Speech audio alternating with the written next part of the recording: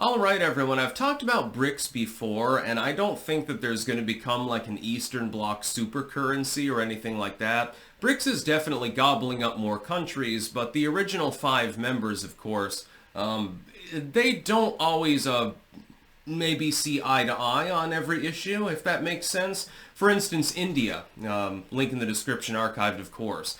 The Indian government has signaled they're not interested in de-dollarization or anything like that. They're not interested in a BRICS currency.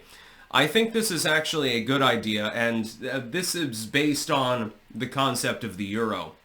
The problem with the euro, for example, while its trading power is relatively high, is that it depresses some of the lesser economies within the eurozone, simply because it is more pricey. It makes trade more difficult. It's great for the Netherlands. It's great for the Scandinavian nations. It's perfect for France. Doesn't really work for Hungary. Doesn't really work for Italy and so forth. And so you have that problem.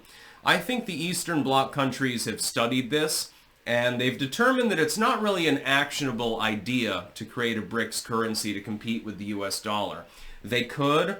The problem is that the development standards in China, India, Russia, etc. Are completely different. Also, these countries don't always get along with one another. India coming out and saying this is very, very important, by the way. This is other than Turkey, this is the most fence-straddling nation, I think, in the goddamn world. You're part of BRICS, but you're also Western aligned. It couldn't be more fence-straddling.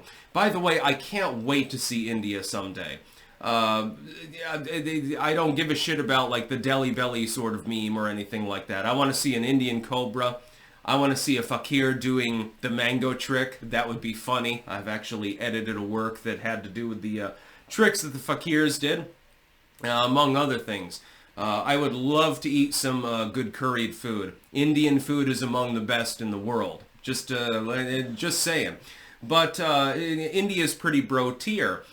And they're also very smart, very strategic. China, for example, has aligned itself imminently with the East and attempted to bully its neighbors unsuccessfully on multiple occasions. And so they see themselves as like, we're going to be the power of this region. India, I think, has similar ambitions, a rising population, extreme industrialization.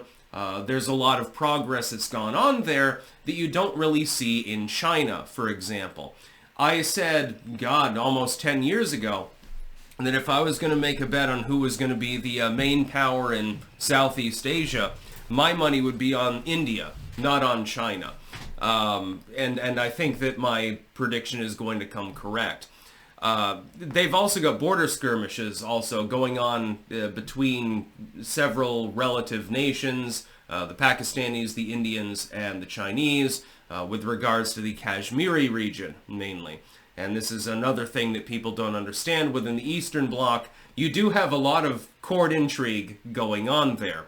I think that India is right to come out against this. And I can't imagine that the timing is coincidental. I have a feeling that has something to do with the current incoming U.S. administration. It's basically, look, we're not going to fuck with you, so don't fuck with us.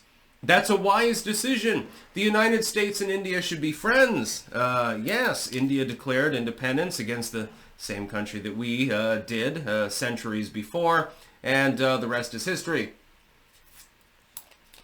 Some people have a problem with India. I don't understand it. I think India is pretty cool, actually. Can't wait to visit it again. But there will be no BRICS currency. If India is not on board with it, because of their enormous amount of manpower, their relatively high military capabilities, etc., etc., if India is not aboard, then there will be no singular currency. I can't imagine the Russians would want it either. Why would they want to throw in with the Chinese to create a centralized currency? It would undervalue their currency or overvalue it, make it difficult to trade. Russia has significant mineral and energy deposits. And China also controls North Korea, which has an enormous supply of various minerals, etc. I can't imagine why they would want to do that. Lithium and so forth. I can't imagine why an economic situation like that wouldn't make any sense. you'd be creating a centralized currency representing the joint economies, which wouldn't make sense for half the members within your alliance. It would either be over or undervalued for everyone within the alliance. We've got the same problem with the euro. You've also technically got the same problem with the dollar. The dollar is overvalued for some of the countries that peg to the dollar. It's undervalued for others, and that's just the way that it is. And it works within the Western Hemisphere because there are so many countries that are joint to it, if that makes sense. There's so much resources and so many people that are represented by the dollar that it becomes the world's main currency. It's part of a basket of currencies that generally work, like the yen, the won, the euro, the ruble, and so forth, the lira.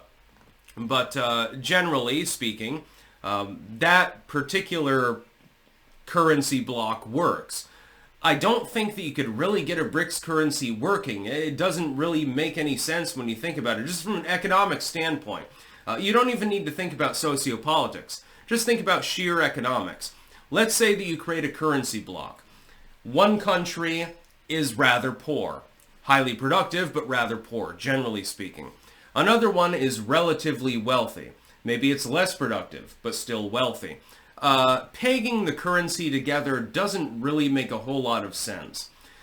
Currency unions are a thing of the past, I think, and will go the way of the dinosaur. Eventually, I believe that the euro will die as well. I think that the Benelux states will, revive their currency. You'll have the franc and so forth. By the way, I collect all of that money. I find it fun. You'll have, all of the currencies, the krone. I'm probably mispronouncing that. The krone, pfennigs, and so forth. You'll have all of these things. I think that currency unions, generally speaking, are a bad idea. Just have an exchange rate and, do free exchange. You both have your own currencies. You're capable of trading in those currencies. The value is pre-agreed upon. Everyone knows what the value is. And then everything can be traded out. They can be swapped out. We can do this digitally. It wouldn't even be difficult. There's no reason to create a BRICS currency. Thankfully, India has the foresight to understand this is probably not a good idea. So I can't wait to see India. I want to see Pune. I want to see Bombay. I want to see some of the outlands too. Some of the little villages and shit. I want to see a cobra and stuff like that. Trust me, I will not harm the Indian cobra. That was my favorite snake as a child.